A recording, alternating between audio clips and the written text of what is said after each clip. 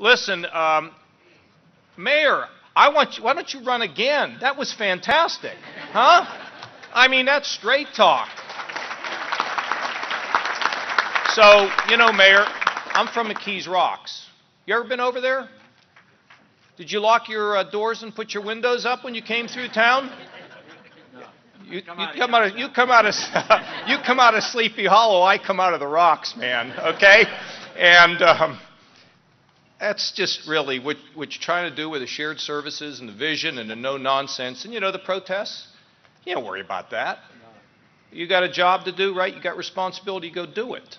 You know, the worst thing you can do in anything is to put your finger in the air and see what the mood of the day is. I mean, that doesn't get it done. With all these great awards and announcements, I have to tell you that I was hoping that I was going to be able to come here today and to say that that Tom Humphreys was going to be our next pope. And somehow they just didn't get it, okay? But Tom, even though you can't be pope, I want to announce here today for the first time we're putting Tom Humphreys on the Board of Regents of the state of Ohio.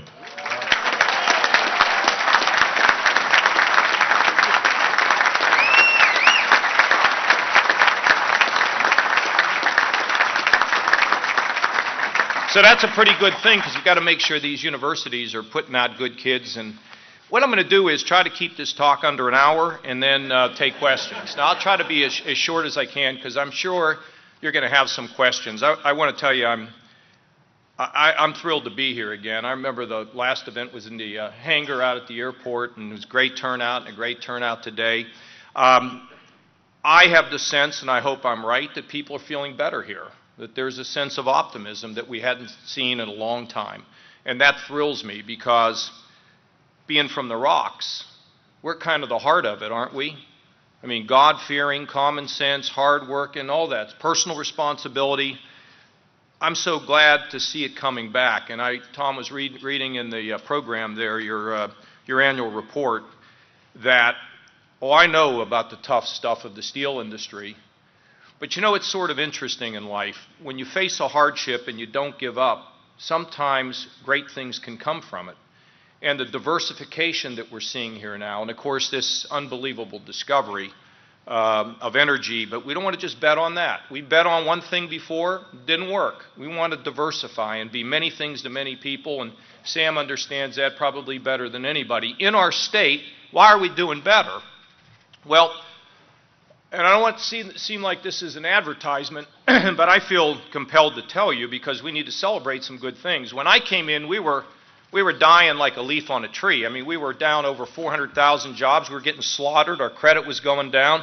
We had an $8 billion hole, and we had 89 cents in the rainy day fund. Now, 2 years later, we are up well over 100,000 jobs. Our credit is stable. Our budget is balanced, and we have $2 billion of surplus in the state of Ohio. I mean, in 2 years, okay? What that means, ladies and gentlemen, is that it creates a buzz. So in the state of Ohio, people who are here, this is our family here, the Cavellis and the other business people that are here, V&M and what they're doing, it sends a message, doesn't it, Sam?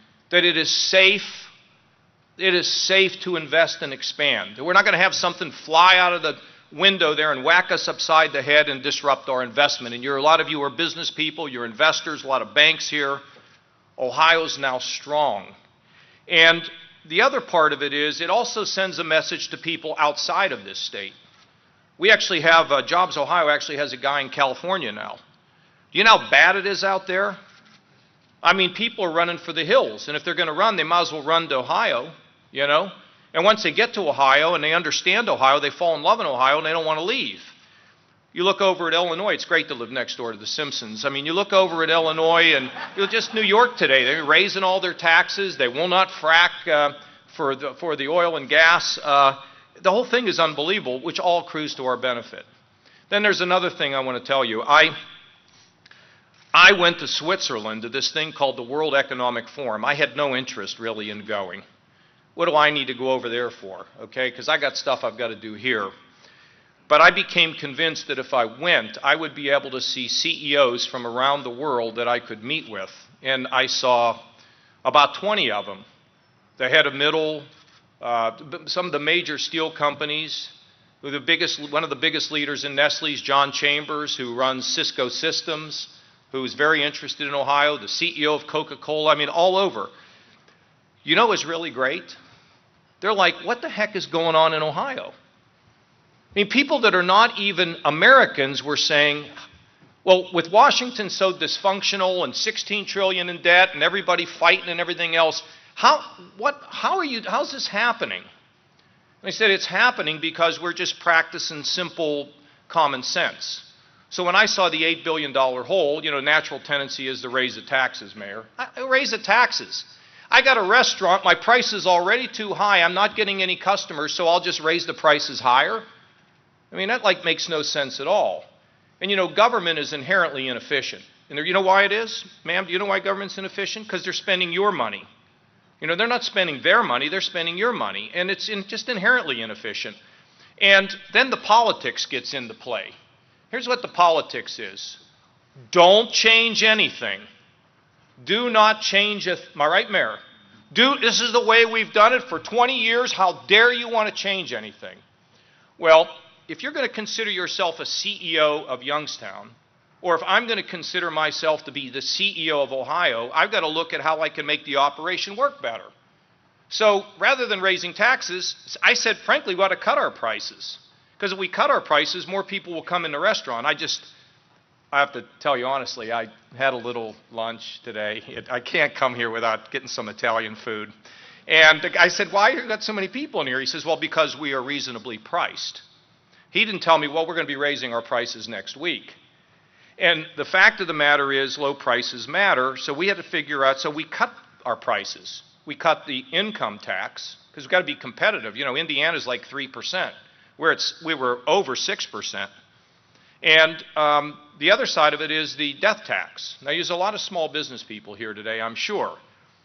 When mom or dad create a business and they pass away, we don't want the children to have to sell the business to pay the taxes. No one should have to visit the undertaker and the tax guy on the same day. So we killed the death tax so the next generation can run the business and make it even better. Pretty good idea, isn't it? I think. So we killed that. Then we worked to make government more efficient. I'll just give you one or two examples.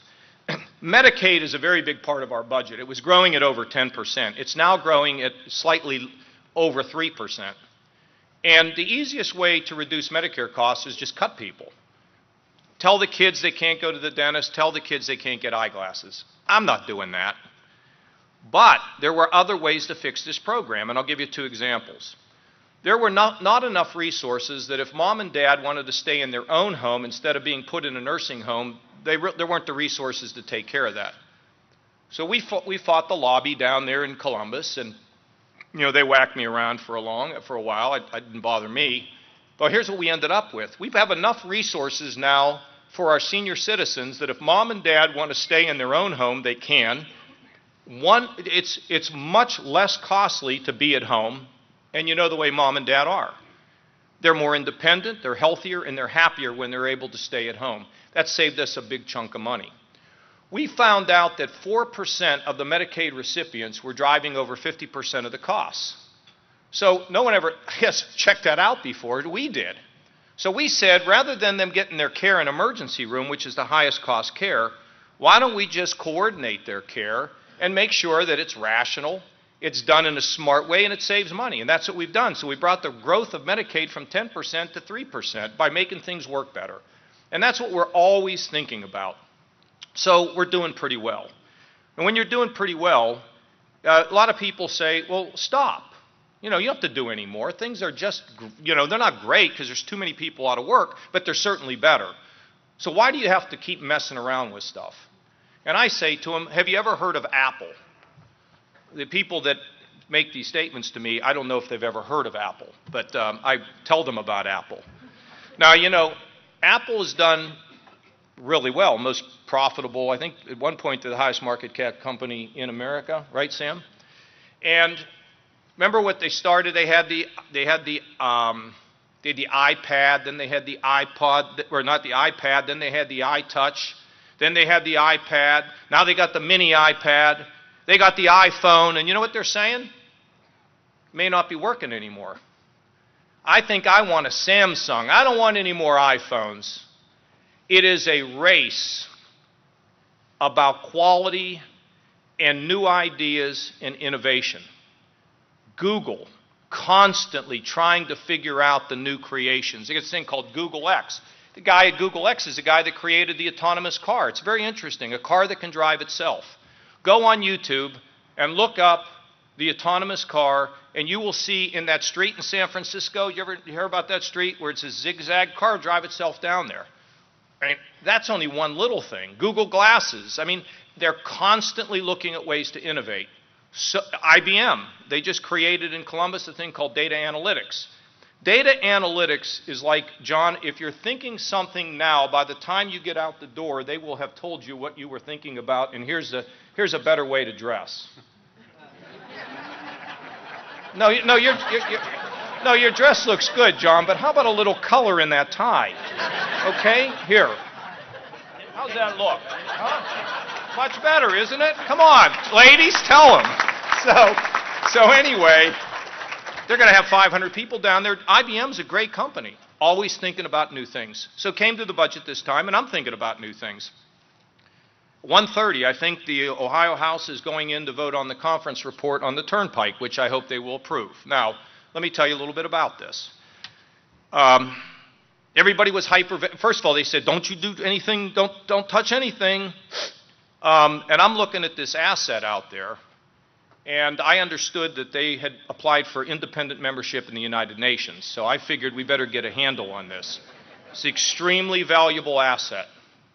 Some people thought we were going to sell it, we were going to lease it, and by the way, Mayor, if you can squeeze out a few more dollars by keeping control of the Covelli Center and making that work, you see, that's thinking I think that's good thinking. We didn't need to lease the Turnpike to anybody, and we didn't need to sell it. But we could issue bonds against the tolls from the Turnpike, and over time, this will generate for us, are you ready for this? $3 billion. We will invest more money in the Turnpike to get it in better shape, because it's not in great shape, and for local people, we'll freeze the tolls for 10 years. That's better than the history of what's happened on that Turnpike.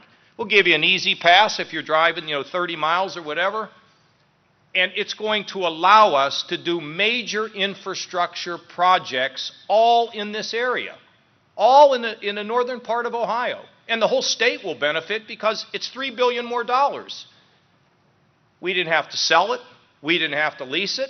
We just had to figure out how to make it work. And the state of Ohio maintains control of this. And guess what?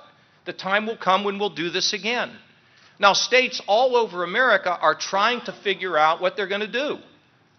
And they're raising taxes, and we didn't do that. And we figured out a better way. You know what? On top of all of that, you know what the payoff is? A minimum of 65,000 jobs that will be created through construction using the assets and thinking smarter and better about how it goes. What do you think, huh? You like that? $3 billion more dollars?